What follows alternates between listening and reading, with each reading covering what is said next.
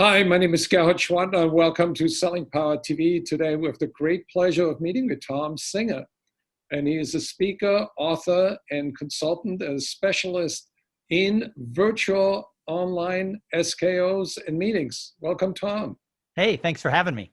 So how did the transition go for you when you were MC and speaker, celebrated all over the world, and then all of a sudden we have COVID-19 hit? Yeah, I call March 9th the day my business died. And starting on about March 9th through the end of March, I watched something like 25 events cancel for the rest of the year. It's been a whole new game for the last 6 months. So I just jumped in willing to play, willing to try new things.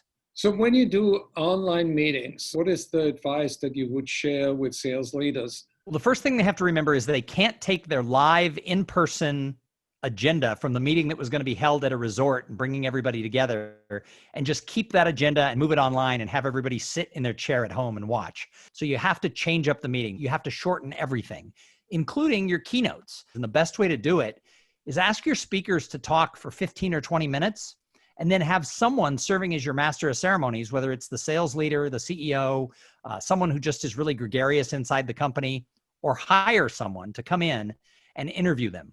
I think that the interview is a lot more interesting to watch, like we're doing right now, than a talking head over PowerPoint for an hour. Not everybody can be the master of ceremonies for an event. The master of ceremonies has to be someone who has the right energy.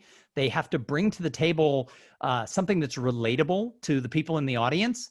And then they have to have the ability to pay really close attention and do what is called content weaving throughout the whole event. That pulls people in. So being able to pay attention, weave the content, call back, and then more importantly, bring energy and have some fun. But I bring a lot of energy, make it fun. I try to make it interactive. So one thing in a virtual environment, it's a little harder to get people to interact. So one of the things that you do is you can use the chat room to get people to share information in between talks. You get people to share what was their favorite part from that last speaker.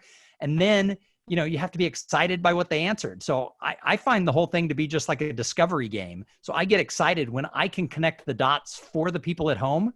I get excited about it and I just kind of keep the ball rolling. If you have the ability to be able to be that prepared, because that takes some pre-planning, it's harder to do video and stuff on the fly.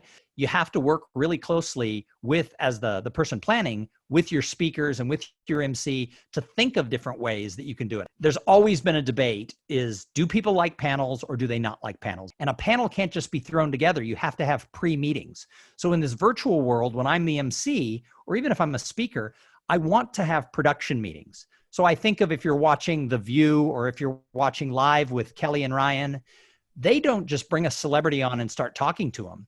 There are production meetings that take place days in advance. So I get the panelists to pre-feed me the questions, and then I pay attention and listen to what they said and how can I weave what they said into the questions and then ask it. So there's all kinds of things that you can do with gamification, with game show type stuff. I've done a couple of conferences where we've created sort of like a quiz show and people can use the chat, and text and stuff to get in their answers, and people love prizes. So if you have people compete and you give away prizes that have either just fun value or some real meaning, you'll get people to engage that way. So I think you can still do that.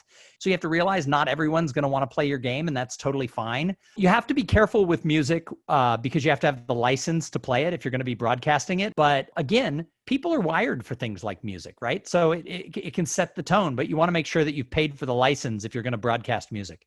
No, you want to have breaks, right? You want to give people that time where they can go, use the restroom. So yeah, you schedule breaks in just like you would at a live conference. And so you still want to give, 15-minute breaks. So try and keep people at their computer for about an hour and a half, and then give them 15 minutes and then let them come back. Now, during that 15 minutes, you could have some sort of entertainment. If you're going to have a break, don't just put up a slide that says back in 15 minutes, because that's boring for the people who don't have to go to the bathroom.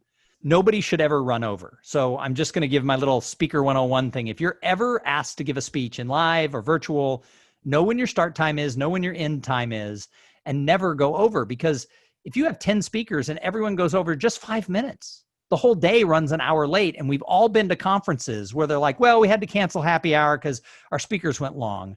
I've never heard a participant say, yay, I'm so glad the speakers ran long and we lost happy hour, we lost the cookie break. What is your recommendation for networking virtually? Is there a magic formula? So I started my speaking career, and most of it is I teach people about how do you connect with people in a gadget crazy world, or now I call it in the virtual world. So again, networking is something everybody wants to have in these conferences, and it can't be the same. There's so much serendipity when you're standing in a ballroom and you have, a glass of water or a glass of wine, whatever your preference is, and you just walk up to a group of people and start talking. You never know. It's that miracle of who you talk to. Sometimes a networking event is great and it's always serendipity. So in this virtual world, I do like the use of Zoom breakout rooms, and some other platforms have similar things, but they have to be thought out. One of the mistakes people do is they send people in groups of like 10 to these breakout rooms for like 12 minutes. And that doesn't give anyone any time to do anything other than kind of give their name, their rank, their serial number. So my suggestion is send people in groups of 3, 4 maximum, and do it for about 10 minutes. And in a half hour or 40 minutes of networking, you can let people hit 3 different rooms of people, and you just do it randomly. The system will self-select and resort every time you do it, but you give people some talking points. So you say, hey, everybody, when you go into the room this time, I want everybody to tell the most positive thing that happened to them in their life because of COVID. And I was in a room where that was what I told everybody to say, and then I participated. And the guy came into the room, and since March, he had lost 50 pounds. Not everybody's is going to be that spark that gets everybody excited, but his was one of those wow stories. So I think that that's what you have to do, is give them some talking points and then let them go and talk. And I've started participating in some of these rooms, and I'll tell you, some of the networking that's happening virtually, I've made connections with people that have led to me continuously talking to them. So how can people get in touch with you? So my website's the best place. It's sort of the hub. My email and stuff is all listed right there. My podcast has its own page right off the main page. My podcast is called Making Waves at Sea Level. So I interview a bunch of executives about how they make waves in their company. And you can find all that at tomsinger.com. And that's THOM, Singer, SINGER.com.